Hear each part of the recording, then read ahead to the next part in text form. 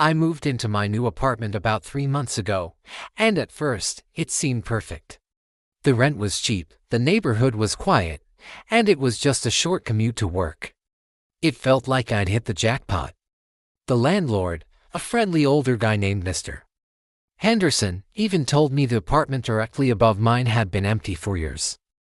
No one's lived up there since 2018, he said, handing me the keys. You'll have total peace and quiet. And for the first 2 weeks, he was right. It was blissfully silent.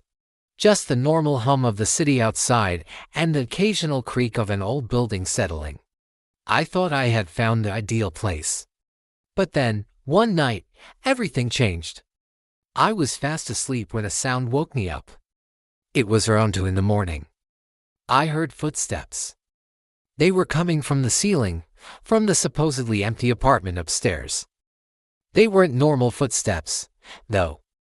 They were slow and dragging, like someone was shuffling their feet across the floorboards. It was a heavy, deliberate sound. Pace, drag, back and forth, right above my bedroom. My first thought was that maybe a squatter had broken in. It was a little unnerving, but I tried to rationalize it. The next morning, I called my landlord. I told him what I'd heard, expecting him to say he'd go check it out. But his reaction was strange.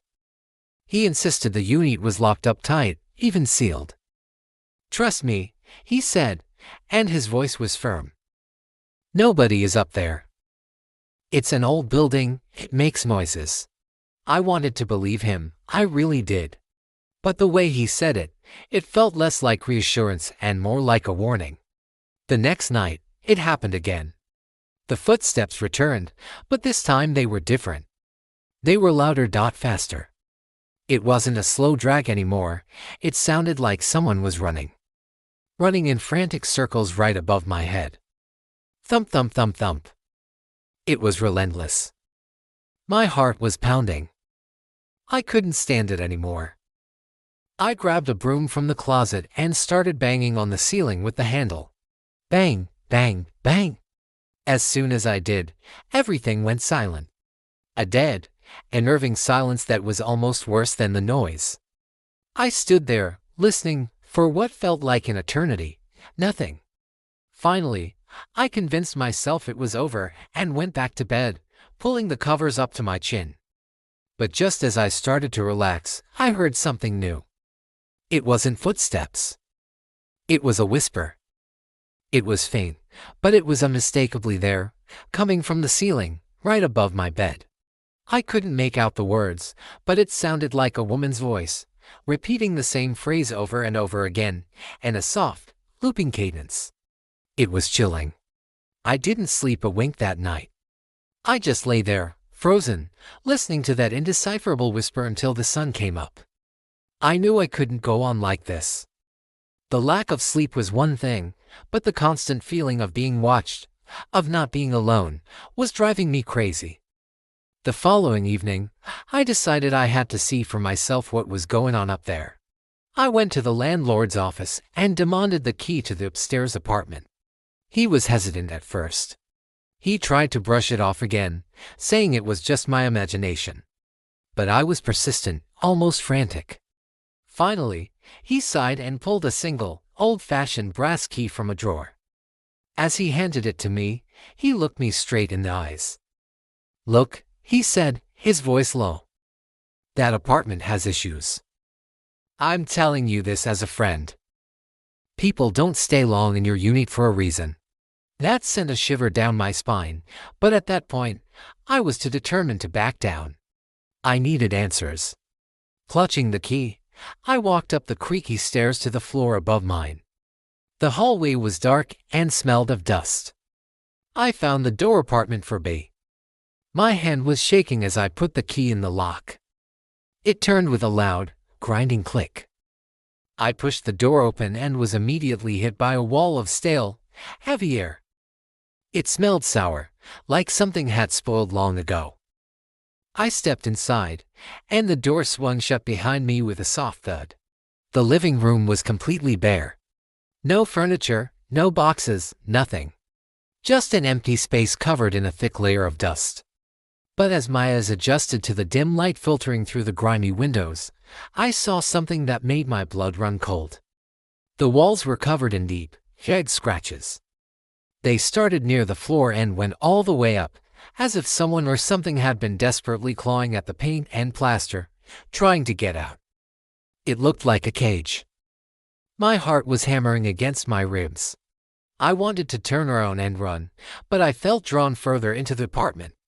Then I heard it again, a voice. It was coming from the back of the apartment, from the bedroom. It was a clear, female whisper, and this time, I could understand the words. Don't look up. The voice wasn't just in the room, it felt like it was inside my head, echoing in my skull. My blood froze. I stood there, paralyzed, trying to figure out where it was coming from. Was it behind the bedroom door? Was it just my mind playing tricks on me after days of no sleep? Slowly, inch by inch, I reached out and pushed the bedroom door open. It creaked loudly, protesting the movement. I peered inside. The room was empty. Just like the living room, it was completely bare. Dust motes danced in the single shaft of light from the window. I let out a breath I didn't realize I was holding. Maybe the landlord was right. Maybe it was just an old building with strange acoustics. Taking a cautious step into the bedroom, I felt a strange sense of relief. It was just an empty, derelict room. Nothing to be afraid of. But as I took another step toward the center of the room, the floorboard beneath my foot creaked loudly. And then I heard another creak, directly above me. My body went rigid. I remembered the whispered warning, "Don't look up." For a moment, I fought the urge. Every instinct screamed at me to keep my eyes down, to back away slowly, and to get out of there. But I couldn't. The curiosity, the need to know what I was dealing with, was too strong. My gaze drifted upward. And that's when I saw it. The ceiling wasn't solid. There was a dark, jagged hole in the plaster, right over where I was standing. And through that hole, something pale was looking down at me. A face. It was white, almost translucent, with long, stringy dark hair hanging down around it. But its eyes were wide open, and naturally so, black and depthless. And they were staring right at me. It wasn't a look of surprise. It was a look of recognition, like it had been watching me for a very, very long time. I didn't even scream. The sound was trapped in my throat. Pure, primal terror took over. I spun around and ran. I burst out of the bedroom, sprinted across the living room, fumbled with the doorknob, and scrambled out into the hallway, slamming the door shut behind me. I didn't stop running until I was back in the landlord's office. I threw the key onto his desk without a word. He just looked at me with a sad, knowing expression. I didn't need to explain. He knew. I went back to my apartment, but I didn't stay. I packed a single bag with my essentials and left. I didn't care about the furniture, the deposit, or anything else. I just had to get out.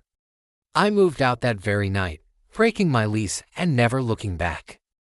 But that's not the end of the story. This is the part that still keeps me awake at night, the part that makes me check my own ceilings. About a week ago, I found myself driving through my old neighborhood. I don't know why. Morbid curiosity, I guess. I just wanted to see the building one last time in the daylight, to prove to myself that it was just a normal place and that I'd overreacted. I slowed the car as I approached and looked up. The window to my old apartment was dark and empty. But then my eyes went to the floor above it. To apartment for B. The window, which had been caked with grime and sealed shut, was now slightly open. And standing in the darkness of the window frame, I could see a figure. A silhouette. It was just standing there, perfectly still, watching me leave all over again. Thank you for listening to my story. If you've ever had a similar creepy experience with an apartment, let me know in the comments below, and don't forget to like and subscribe for more strange and unsettling tales. Stay safe out there.